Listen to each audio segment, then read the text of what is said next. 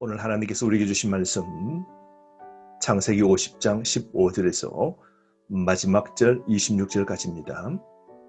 오늘 이 말씀은 야곱이 세상을 떠나고 그의 12 자녀들이 아버지의 장례식을 다 치릅니다.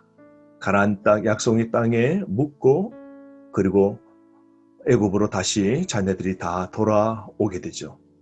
아버지의 부재를 느낀 형들이 다시 두려움에 빠지게 됩니다. 왜냐하면 동생 요셉이 정말로 자신들을 용서했을까?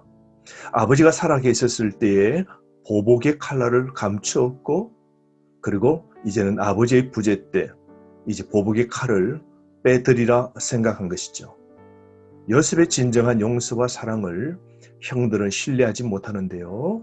아버지와 함께한 세월이 17년입니다. 그러나 17년 세월 동안에도 이 보복에 대한 두려움이 형들에게는 그 가슴 속에는 절대로 사라지지 않았던 것임을 볼 수 있습니다.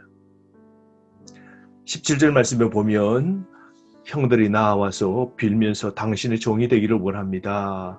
이제 우리의 죄를 용서해달라고 부탁하였을 때 요셉이 그들이 그에게 하는 이 말을 듣고 펑펑 울게 됩니다. 이 울음은 굉장히 안타까움의 눈물이죠. 왜 형들이 이렇게 내 진실을 받아들이지 못할까? 왜 이렇게 아버지 부재 가운데서 이제 다시 보복의 두려움을 갖고 이렇게 내 앞에 떨고 있을까? 여러 마음이 들었을 겁니다. 요셉이 그래서 그 형들이 비는 것을 보고 그 앞에 더불어 엉엉 울게 됩니다. 사랑하는 성도 여러분, 오늘 이 장면을 보면서 이런 생각 듭니다. 하나님께서도 우리를 용서해 주셨죠. 하나님의 용서와 은혜를 오늘 우리도 믿음으로 수용해야 됩니다. 우리가 특별히 하나님 앞에 참회 기도를 하죠. 하나님 잘못했습니다. 하나님 용서해 주세요. 우리가 회개 기도를 합니다. 하고도 세월이 우리가 때로는 17년, 20년, 30년이 지나면 또 우리 마음속에 하나님이 진짜 용서해 주셨을까? 그래서 우리는 마음 저 깊이 묵혀두었던 지난 과거를 또 끄집어내어 하나님 용서해 주세요.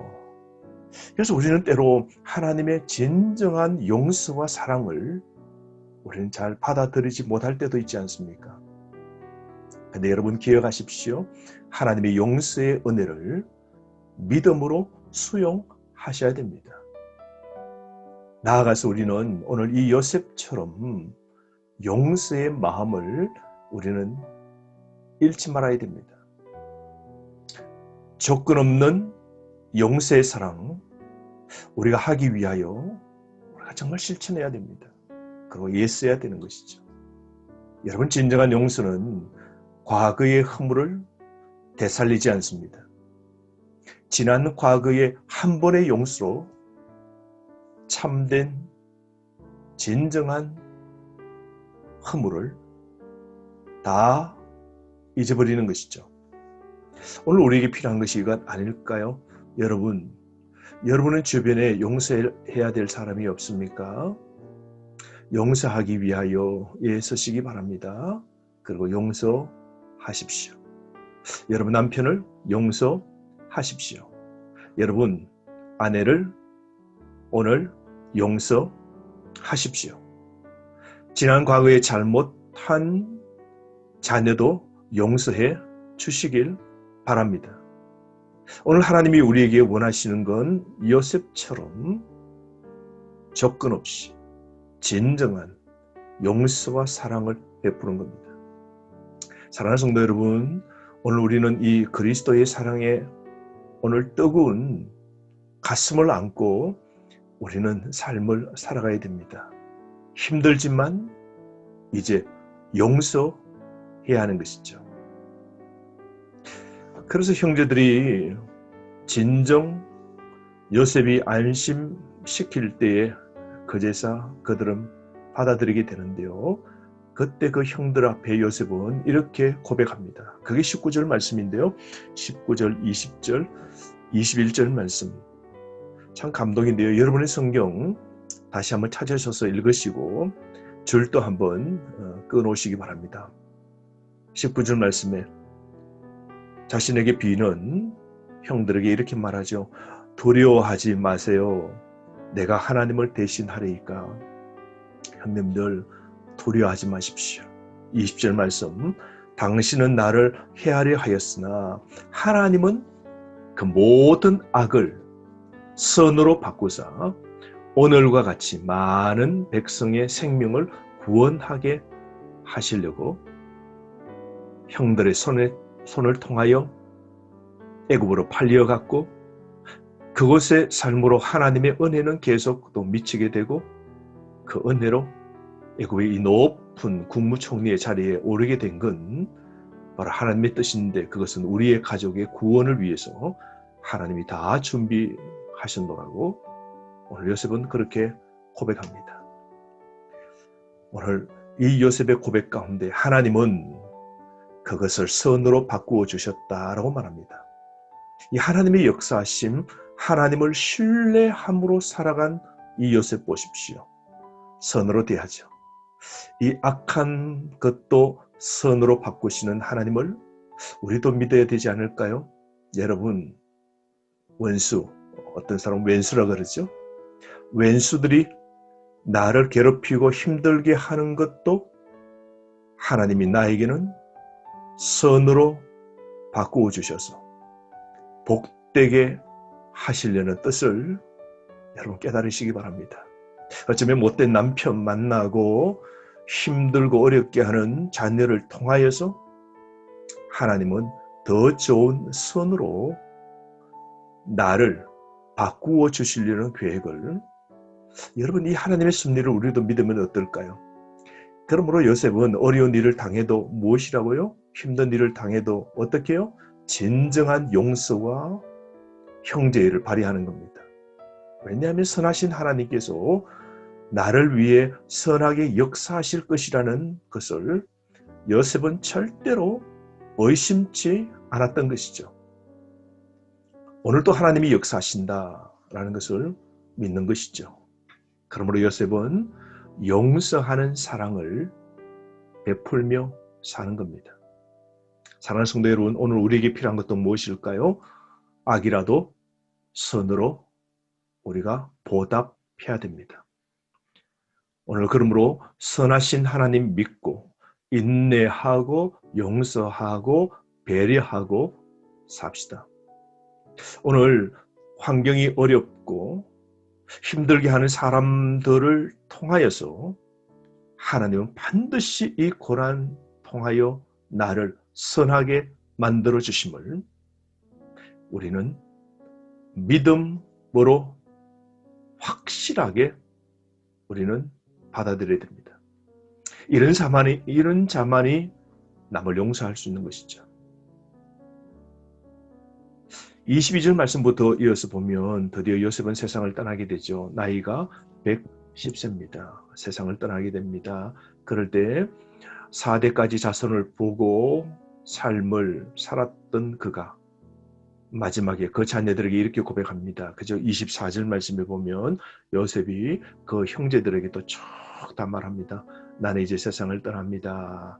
그러나 하나님이 당신을 돌보시고 요셉의 고백 보십시오.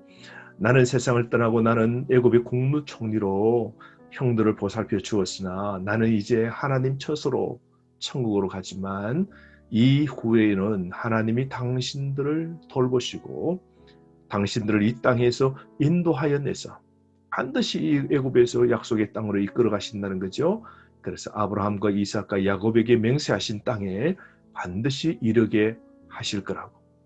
그 형제들과 자손들에게 하나님이 돌봐 주시고 하나님 반드시 약속의 땅으로 이끌어 주시고 그 땅에 살도록 혼날에 하실 것이라고 하나님의 약속을 오늘 자녀들에게 또 형제들에게 오늘 마지막으로 예언하는 것이죠. 그러므로 후손들에게 애굽 땅에 시선을 두지 말고 약속의 땅을 바라보고 살라고 하는 것이죠. 오늘 요셉은 뼈가 가나안 땅에 묻히길 간절히 소망합니다. 그래서 25절 말씀 보십시오. 요셉이 뭐라 그랬습니까?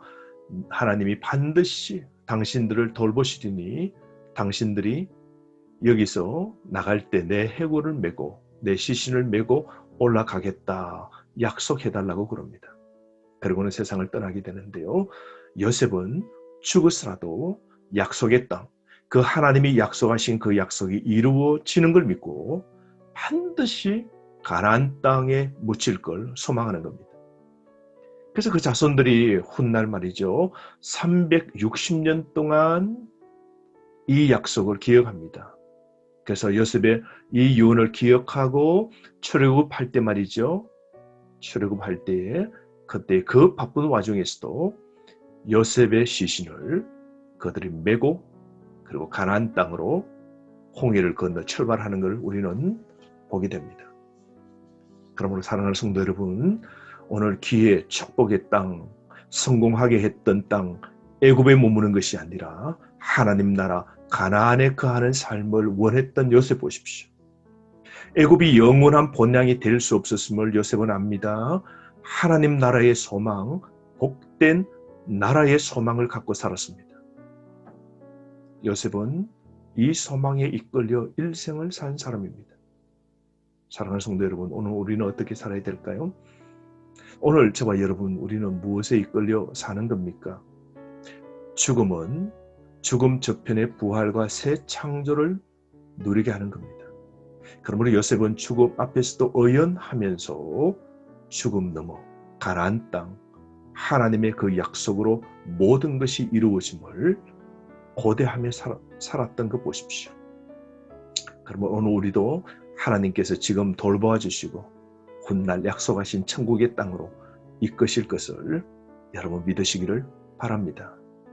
그러면 오늘 하루도 고난 중에서도 꿋꿋이 신앙의 정절을 지키고 오늘 믿음의 삶을 살고 본향 천국을 바라보며 힘차게 살아가는 저와 여러분 되기를 주의 이름으로 축복합니다. 하루 승리하십시오.